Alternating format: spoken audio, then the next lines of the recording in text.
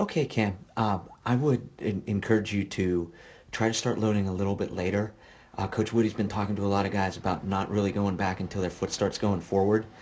And as you get going back here, then it just kind of stalls out as your foot's coming forward. And we just get that first motion as you watch your hands here as your foot's coming down. You can see that we're just starting with our upper half, right? So we're getting a little bit of weight. I know we've talked about this before with the weight being heavy on our front side, right? But we can see from that position that we've had some weight transfer already.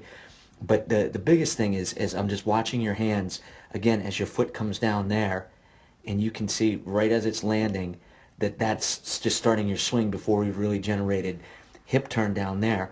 You know, what I'd like to see is we can get to there before our hands start to come forward. And you're just getting a little bit heavy on your front side, and you're getting a little bit of your arms to start your swing there.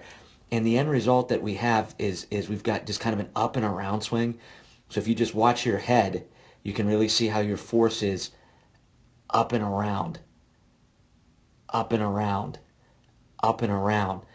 And if we just worked on getting, I think that if we could just get loaded late, we could increase our rhythm so much to try to get a lower half drive there with just, a couple of frames before those hands came into play. And that would also, I think, help from having the weight transfer over early on your front side. So instead of going back here, right, but instead what Coach Wood has been talking to guys with is as your foot starts forward, then we start going back. And you get a little bit back as that foot starts forward, but then it just kind of stalls out right there. And we're not off by a ton. Again, it's 240 frames a second. But you can see as your foot's going to be going down, we're going to be seeing the weight transfer here, and our hands are going to start to move forward slightly, and we don't get that real good stretch, and we're creating a little bit more space in there. Then we come back in, but you can see how our direction is up as we get to the ball. Let's show you another one. I think Coach was talking to you there. Okay? So again, I would like to see us load a little bit later and really feel, so here our foot's going to start forward. This is where I would like to see us going back with our hands. Then we could generate that rubber band effect where we start with our lower half a little bit more.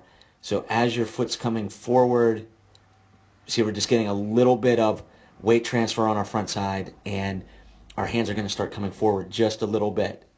Right there, see? Right there. Right there.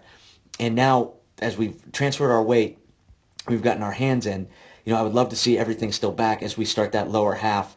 Like, I'd like to see us turn that much and still see our hands, back up top where that arrow is. And, you can see, stay down a little bit better on this one, but we still get the around action, and you can still see as you're getting to extension how the force is just coming up a little bit. Let me show you one more here. Oops, this one at the end too. So again, let's not go back yet, and really try to feel as our foot's going forward, our hands are going back.